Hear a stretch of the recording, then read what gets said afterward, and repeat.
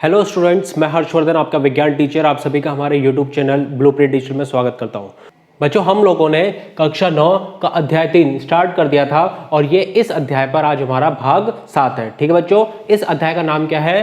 परमाणु एवं अणु, जिसको हम लोग इंग्लिश में क्या बोलते हैं बच्चों?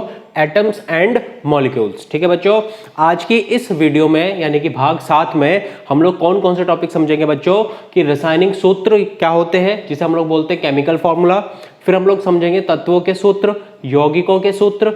फिर हम लोग बच्चों आएंगे नए टॉपिक पर, मॉलिक्यूलर मास यानी कि आणविक द्रव्यमान। ठीक है बच्चों, फिर हम लोग आणविक द्रव्यमान की गणना सीखेंगे और अंत में हम लोग बच्चों पदार्थ के सूत्र का जो महत्व है वो समझेंगे। ठीक है बच्चों, तो आइए स्टार्ट करते हैं आज की वीडियो को। पर वीडियो स्टार्ट करने से पहले मैं सभी से निवेदन करता हूं कि आप हमारे चैनल को सब्सक्राइब करें, हमारी वीडियो को लाइक करें, अपने दोस्तों के साथ शेयर करें और आपके जो भी डाउट्स है वो आप हमसे कमेंट सेक्शन में जाकर के पूछ सकते हैं। ठीक है बच्चों, तो आइए स्टार्ट करते हैं आज की वीडियो को। अब बच्चों हम लोग बात करते हैं रासायनिक सूत्र यानी कि केमिकल फॉर्मूला के। ठीक है बच्चों, अब ये क्या होता है? तो बच्चों देखिए, रासायनिक सूत्र अणु में उपस्थित तत्वों के प्रतीकों के अणु के संगठन को प्रदर्शित करता है। यानी कि जब भी हम लोग रासायनिक सूत्र की बात करते हैं तो जो अणु होगा यानी कि मॉलिक्यूल्स होता है, तो उसको हम लोगों के एक प्रतीक के हिसाब से दिखाते हैं। हम लोग ने पहले पढ़ा था कि किसी का भी नाम हम लोग देते हैं तो उसके लिए हम लोग कुछ सिंबल्स, उसके लेटर्स हम लोग यूज करते हैं। ठीक है बच्चों, तो उसी तरीके से हम लोग जो अणु होगा वहां पर भी उसको प्रतीकों से प्रदर्शित करेंगे और उन्हीं को हम लोग क्या बोलेंगे बच्चों? रासायनिक सूत्र। ठीक है बच्चों, अब जैसे हम लोग वाटर है तो वाटर को बोलते हैं H2O, तो वही हमारा क्या बनता है? एक तरह से रासायनिक सूत्र बनता है। ठीक है बच्चों, अब जब भी हम लोग बच्चों बात करते हैं रासायनिक सूत्र की, तो रासायनिक सूत्र को आणविक सूत्र यानी कि मॉलिक्यूलर फॉर्मूला भी कहा जाता है, ध्यान रखना है। तो अगर हम लोग केमिकल फॉर्मूला बोले या फिर हम लोग मॉलिक्यूलर फॉर्मूला बोले, एक तरह से सेम होगा। ठीक है बच्चों, इसके अलावा बच्चों एक इंपॉर्टेंट चीज और क्या है कि सूत्र किसी तत्व यानी एलिमेंट का अथवा किसी यौगिक का हो सकता है। तो यहां पर सूत्र को हम लोग बेसिकली दो पार्ट में डिवाइड कर देंगे, एक तत्व का यानी कि एलिमेंट का और दूसरा क्या होगा बच्चों? यौगिक यानी कि कंपाउंड का। ठीक है बच्चों, तो बच्चों कुछ नहीं है यहाँ पर, हमें बस इतना याद रखना कि जब भी रासायनिक सूत्र की बात आएगी तो हम लोग अणु को उसके प्रतीकों से प्रदर्शित करते हैं। ठीक है बच्चों, और जब भी हम लोग बात करेंगे रासायनिक सूत्र की तो वो किस किस के होंगे? एक तो तत्व के हो सकते हैं और दूसरे यौगिक के हो सकते हैं। ठीक है बच्चों, अब बच्चों सबसे पहले हम लोग बात करते हैं तत्वों के सूत्र यानी कि फॉर्मूला ऑफ एलिमेंट्स की। ठीक है बच्चों, अब इसमें क्या होगा बच्चों? किसी तत्व का रासायनिक सूत्र उसके अणु के संगठन का कथन है। तो जब भी हम लोग बात करते हैं बच्चों तत्व, तो तत्व बनता किससे? बेसिकली एक तरह से अणु से। तो अणु का जो पूरा का पूरा मिला करके संगठन करके हम लोग उसके प्रतीकों से प्रदर्शित कर देते हैं, वही हमारा क्या बनेगा बच्चों? रासायनिक सूत्र, और वो भी किसका? तत्व का। ठीक है बच्चों, तो किसी तत्व का रासायनिक सूत्र उसके अणु के संगठन का कथन है जिसमें प्रतीक हमें तत्व को प्रकट करता है। ठीक है बच्चों, तो जो उसके प्रतीक होंगे उससे ही हम लोग उसको प्रदर्शित करते हैं और पादांक हमें सूचित करता है। अब ये पदांक क्या होता है बच्चों? तो यहां पर जब भी हम लोग रासायनिक सूत्र लिखते हैं तो किसी भी एक प्रतीक के नीचे हम लोग नंबर लिखते हैं। ठीक है बच्चों, तो वो नंबर हम लोग क्या बोलेंगे? पादांक। ठीक है बच्चों, हमें सूचित करता है कि एक अणु में कितने परमाणु उपस्थित हैं। ठीक है बच्चों, अब अगर मान लो हम लोगों ने O2 लिख रखा है तो यहां पर ये जो होगा वो क्या होगा? पादांक होगा। ठीक है बच्चों, अब उदाहरण से समझते इसको सबको हम लोग क्या कहता है ये कि अगर हम बात करते हैं बच्चों हाइड्रोजन की, तो हाइड्रोजन को हम लोग कैसे लिखेंगे रासायनिक सूत्र में? H2। अब बच्चों यहां पर ये जो अंक लिखा हुआ है 2, वही क्या है? हमारा पादांक। अब इसको हम लोग समझते हैं कि ये हमें क्या प्रदर्शित करता है? तो अंक 2 सूचित करता है कि हाइड्रोजन तत्व है, यहां पर हाइड्रोजन तत्व के एक अणु यानी कि H2 है, तो ये एक अणु है पूरा। एक अणु में हाइड्रोजन के 2 परमाणु होते हैं। ये पूरा का पूरा क्या है बच्चों? एक तरह से अणु, और यहां पर H2 यानी 2 आ गया, तो यहां पर कितने परमाणु हैं हाइड्रोजन के? 2 परमाणु होंगे। ठीक है बच्चों, तो इसको हम लोगों ने एक संगठन रूप में प्रदर्शित करा है, इसीलिए हम लोग इसको क्या बोलते हैं? तत्वों का सूत्र। ठीक है बच्चों, इसके अलावा बच्चों दूसरा देखिए एग्जांपल, दूसरा क्या है, ऑक्सीजन O2। अब ये पूरा का पूरा क्या है, एक अणु, और इस अणु में कितने ऑक्सीजन के परमाणु हैं, 2 परमाणु हैं। ऐसे ही नाइट्रोजन, तो यहाँ पर N2 आ गया, तो इसमें भी नाइट्रोजन के अणु में कितने परमाणु हैं, नाइट्रोजन के 2 परमाणु हैं। ठीक है बच्चों, तो सीधा सीधा हम लोग बोल सकते हैं कि जब भी ये जो नंबर होगा, अंक होगा, उसको हम लोग क्या बोलते हैं, पादांक, और वो हमें बताता है कि इसमें कितने परमाणु उपस्थित हैं। ठीक है बच्चों। अब बच्चों हम लोगों ने इनर्ट गैसेस की बात करी थी कि जब भी हम लोग इनर्ट गैसेस की बात करते हैं वो हमेशा कैसे होते हैं, मोनोएटॉमिक, यानी कि एक परमाणुक। ठीक है बच्चों, तो जब भी हम लोग रासायनिक सूत्र में इनर्ट गैसेस यानी कि अक्रिय गैसों की बात करते हैं तो यहाँ पर एक पॉइंट हमेशा याद रखना है, वो क्या होगा कि अक्रिय यानी इनर्ट गैसेस जैसे हीलियम, नियॉन और आर्गन एक परमाणुक यानी मोनोएटॉमिक होती हैं, इसलिए उनके प्रतीक और सूत्र एक समान होते हैं। तो यानी उनका सिंबल लिखो या फिर हम लोग उसका जो है रासायनिक सूत्र लिखते हैं तो वो दोनों के दोनों बिल्कुल एक समान होते हैं। और ऐसा क्यों है, क्योंकि वो एक परमाणु यानी कि मोनोएटॉमिक होते हैं। ठीक है बच्चों। अब अगर हम लोग कुछ उदाहरण समझते हैं बच्चों, तो तत्वों के आणविक सूत्र जो होते हैं वो क्या क्या होंगे। अगर मैं बात करता हूँ हाइड्रोजन की तो H2, nitrogen N2, oxygen O2, chlorine Cl2। ठीक है बच्चों। इसके अलावा यहाँ पर हम बात करते हैं ब्रोमीन की तो Br2, iodine I2, phosphorus P4 और सल्फर S8। तो ऐसा नहीं है सिर्फ 2 ही रहेंगे, अगर एक है तो वह इनर्ट गैसेज है और वहां पर प्रतीक और सूत्र एक समान होंगे, अगर वो अलग है तो उनका H2, N2, O2 इस तरह से हम लोग उसको प्रदर्शित कर पाएंगे। ठीक है बच्चों। अब बच्चों हम लोग बात करते हैं यौगिकों के सूत्र यानी कि फॉर्मूले ऑफ कंपाउंड की। अब बच्चों यहाँ पर हम लोग बात करते हैं यौगिकों में, तो बच्चों हमें अगर इसको समझना है तो आप लोगों को यौगिकों और तत्वों में अंतर पता होना चाहिए। तो जब भी हम लोग बात करते हैं बच्चों तत्वों की तो यानी एलिमेंट्स की, तो वो हमेशा एक ही तरह के परमाणुओं से बनते हैं, लेकिन जब भी हम लोग बात करेंगे यौगिकों यानी कि कंपाउंड की तो वहाँ पर वो जो है एक तरह के परमाणुओं से मिलकर के नहीं बनते हैं। तो मेन अंतर ये था, अगर ये आपको पता है तो आप इसको आसानी से समझ लोगे। तो देखो बच्चों, किसी यौगिकों का रासायनिक सूत्र उसके संगठन का कथन है जिसमें रासायनिक प्रतीक हमें बताते हैं कि उसमें कौन से तत्व उपस्थित हैं। देखिए एक तत्व नहीं है, अलग अलग तत्व आ रहे हैं, तो वो उसमें कौन कौन से तत्व उपस्थित हैं वही उसका यौगिकों का जो सूत्र होता है वो हमें बताता है। और पादांक यानी कि जो अंक उसके नीचे हम लोग लिखते हैं, पदांक हमें बताते हैं कि यौगिकों के अणु में प्रत्येक तत्व के कितने परमाणु उपस्थित हैं। ठीक है बच्चों।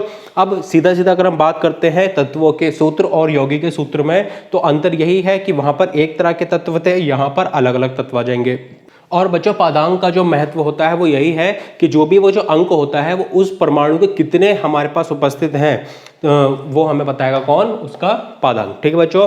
अब अगर हम बात करता हूं उदाहरण की, तो उदाहरण के तौर पर बच्चों जैसे जल की बात करते हैं, वाटर की, तो उसका सूत्र क्या होता है बच्चों, H2O। अब यहां पर हमें देखो 2 तरह के परमाणु दिखाई दे रहे हैं, एक हाइड्रोजन के और ऑक्सीजन के। अब यहां पर 2 तरह के आ गए हैं तो तभी ये क्या बन गया, यौगिक।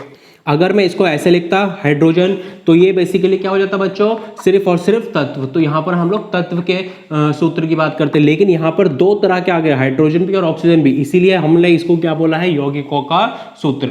तो अगर हम लोग जल की बात करते हैं तो सूत्र क्या होता है बच्चों, H2O। तो अब हमें ये क्या दर्शाता है बच्चों कि हाइड्रोजन के, यहाँ पे पदांक कितना दे रखा है, 2, तो हाइड्रोजन के कितने परमाणु हैं, 2, और ऑक्सीजन के कितने हैं बच्चों, 1। ठीक है बच्चों। तो सीधा सीधा वैसे ही है जैसे अभी हम लोगों ने तत्वों का सूत्र पढ़ा था, लेकिन यहां पर बस एक तरह के परमाणु नहीं होंगे, अलग अलग तरीके के परमाणु होंगे, और वो कितने उपस्थित हैं, कितने उसकी मात्रा है परमाणुओं की, वो हमें कौन बताता है, पादांक। ठीक है बच्चों। अब अगर मान लो बच्चों इसको मैं ऐसे लिख दूं, अगर आपसे एक प्रश्न पूछा जाए कि अगर हम लोग ये सूत्र देते हैं तो बताइए यहाँ पर हाइड्रोजन के कितने परमाणु हैं और ऑक्सीजन के कितने हैं, तो बच्चों यहाँ पर हम लोगों ने से डबल कर दिया है, तो हाइड्रोजन के कितने हो जाएंगे बच्चों, 4, और ऑक्सीजन के कितने हो जाएंगे, 2, क्योंकि ये दोनों में मल्टीप्लाई होगा, तो ऑक्सीजन का 2 और हाइड्रोजन का 4। ठीक है बच्चों। अब बच्चों अगर हम लोग बात करते हैं कुछ और उदाहरण की, तो कौन कौन से होंगे, देखो पहला क्या है, कार्बन डाइऑक्साइड, तो उसका सूत्र क्या होगा बच्चों, CO2। फिर आता है हमारे पास सल्फर डाइऑक्साइड, उसको हम लोग क्या लिख सकते हैं, SO2।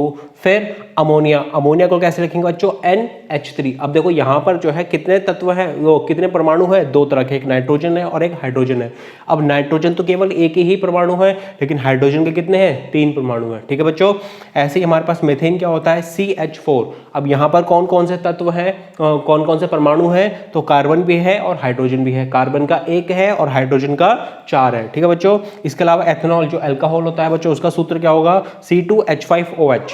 ठीक है बच्चों, और ये बहुत इंपॉर्टेंट है, ये आपसे एग्जाम में पूछे जाएंगे, तो आप इनको रट लीजिएगा। ठीक है बच्चों, अब नेक्स्ट आता है बच्चों कार्बन डाइटेट्राक्लोराइड, उसका क्या होगा, CCl4 यानी कि कार्बन भी है और क्लोरीन भी है। ठीक है बच्चों, फिर आता है हमारे पास हाइड्रोजन सल्फाइड यानी कि H2S। फिर आता है हमारे पास कार्बन डाइसल्फाइड जिसे हम लोग बोलते हैं, इसका सूत्र क्या होगा, CS2। ठीक है बच्चों, तो ये हम लोगों ने तत्वों के जो सूत्र होते हैं वो और यौगिकों के सूत्र जो होते हैं वो अच्छे से समझ लिया। ठीक है बच्चों, अब बच्चों बात करते हैं हम लोग आणविक द्रव्यमान यानी कि मॉलिक्यूलर मास की। तो बच्चों हम लोगों को पता था कि परमाणुओं का भी क्या होता है, परमाणु द्रव्यमान। उसी तरीके से बच्चों जो अणु का द्रव्यमान होगा उसे हम लोग क्या बोलते हैं, आणविक द्रव्यमान यानी कि मॉलिक्यूलर मास। तो देखो बच्चों, जिस प्रकार परमाणुओं का परमाणु द्रव्यमान होता है, ठीक उसी प्रकार अणुओं का आणविक द्रव्यमान होता है। ठीक है बच्चों, अब जैसे हम लोगों ने परमाणु द्रव्यमान पढ़ा था कि हम लोग उनके जो मास होता है, जो द्रव्यमान होता है वो बहुत ही छोटा होता है, बहुत ही कम होता है,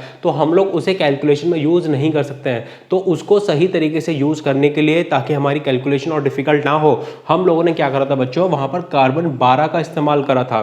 ठीक उसी प्रकार बच्चों हम लोग यहाँ पर परमाणु द्रव्यमान की जगह पर आणविक द्रव्यमान में भी 12 कार्बन का इस्तेमाल करेंगे। अब इसको अच्छे से और समझने के लिए जो पिछली वीडियो थी उसको आप एक बार रिवाइज कर सकते हैं। अब देखो, पदार्थ का आणविक द्रव्यमान 12 मात्रकों के रूप में लिए कार्बन 12 परमाणु के द्रव्यमान की तुलना में उसके अणु का अपेक्षित द्रव्यमान होता है। ठीक है बच्चों, तो हम लोग यहाँ पर परमाणुओं जो आणविक द्रव्यमान होता है वहां पर हम लोग अणु का द्रव्यमान ना रख करके कार्बन के द्रव्यमान को इस्तेमाल करते हैं। ठीक है बच्चों, अब इसको और अच्छे से समझने के लिए हम लोग एक एग्जांपल समझते हैं। अब बच्चों हम लोग बात करेंगे आणविक द्रव्यमान की गणना की। ठीक है बच्चों, अब जब भी हम लोग बात करते हैं यहाँ पर गणना कैसे करेंगे, तो यदि पदार्थ का आणविक सूत्र ज्ञात होता है तो उसके आणविक द्रव्यमान की गणना की जा सकती है। अब ऐसा कैसे कर पाएंगे बच्चों, ऐसा क्यों हो पाएगा, क्योंकि आणविक द्रव्यमान पदार्थ के एक अणु में उपस्थित सभी परमाणुओं के परमाणु द्रव्यमानों के योग के बराबर होता है। अब बच्चों इसी को अगर मैं उदाहरण के तौर पर समझूं तो हमें पता है कि जो जल का सूत्र होता है वो क्या होता है, H2O। अब यहां पर हमें क्या पता चल रहा है कि हाइड्रोजन के कितने परमाणु हैं, 2, और ऑक्सीजन के कितने हैं, 1। अब बच्चों हाइड्रोजन का परमाणु द्रव्यमान जो हमने पिछली वीडियोस में पढ़ा था वो क्या था, 1U। अब यहां पर ऑक्सीजन की बात करता हूं तो ऑक्सीजन का परमाणु द्रव्यमान कितना होगा, 16U। लेकिन बच्चों अगर मैं इस सूत्र में देखता हूं तो हाइड्रोजन के कितने परमाणु हैं, 2। तो यहां पर हाइड्रोजन का जो परमाणु द्रव्यमान हो जाएगा बच्चों वो कितना हो जाएगा, 2U। और ऑक्सीजन का हमको पता है कितना है, 16U।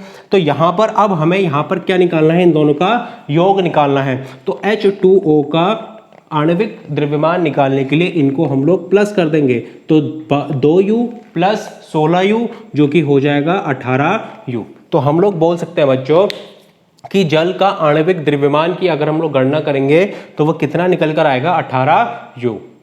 अब बच्चों हम लोग आणविक द्रव्यमान पर एक छोटा सा प्रश्न हल करते हैं। प्रश्न क्या बोलता है, सल्फ्यूरिक अम्ल यानी कि H2SO4 के आणविक द्रव्यमान की गणना कीजिए। अब यहाँ पर हमें इसका मॉलिक्यूलर मास जो होगा वो हमको बताना है। तो देखो हमें ये भी दे रखा है कि परमाणु द्रव्यमान सबके कितने कितने हैं। तो हाइड्रोजन का कितना है, 1U, सल्फर का कितना है, 32U, और ऑक्सीजन का कितना है, 16U। ठीक है बच्चों, अब हमें ये तो पता है कि जब भी हमें आणविक द्रव्यमान निकालना है तो उसके जो परमाणु जिस संख्या में होंगे उनको उससे गुणा करना है और वहां पर फिर हमें लास्ट में उसका योग निकालना है। तो बच्चों हमें जो दे रखा है किसका निकालना है, H2SO4 यानी सल्फ्यूरिक एसिड का। तो देखो हाइड्रोजन के कितने परमाणु हैं, 2, सल्फर का 1 और ऑक्सीजन के 4।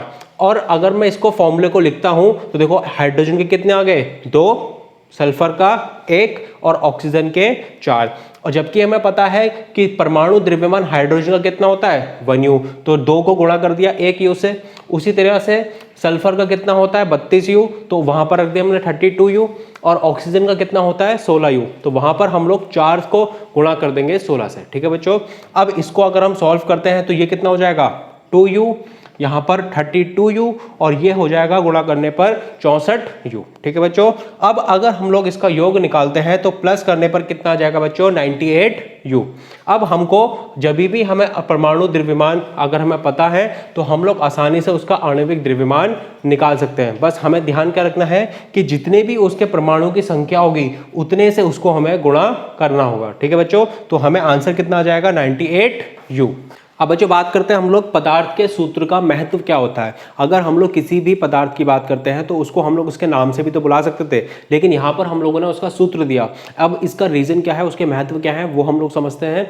तो सूत्र बच्चों पदार्थ के नाम को प्रदर्शित करता है। ठीक है बच्चों, पहला महत्व हो गया। दूसरा क्या है, सूत्र पदार्थ के एक अणु को भी प्रदर्शित करता है। तीसरा, सूत्र पदार्थ के अणुओं के एक मोल को भी प्रदर्शित करता है। अब यहाँ पे जो मोल कॉन्सेप्ट है बच्चों, इसी अध्याय में हम लोग आगे और अच्छे से समझेंगे। ठीक है, नेक्स्ट क्या आता है बच्चों कि सूत्र अणुओं में उपस्थित सभी तत्वों के नामों को बताता है। अब जैसे हमने लिखा था H2O, वाटर का जो सूत्र था, जल का जो सूत्र था वो क्या था H2O, तो हमें यहाँ पर इस सूत्र से पता चल गया ना कि यहाँ पर हाइड्रोजन भी है और ऑक्सीजन भी है। इसके साथ साथ उनकी जो मात्रा है वो भी हमको पता चल जाती है, तो यही इसके फायदे हैं। ठीक है बच्चों, इसके अलावा सूत्र एक अणु में उपस्थित प्रत्येक तत्व के परमाणुओं की संख्या को बताता है। तो जैसे हाइड्रोजन था तो 2 है, तो वो भी इसने हमें बता दिया। ठीक है बच्चों, तो ये इसके महत्व होते हैं।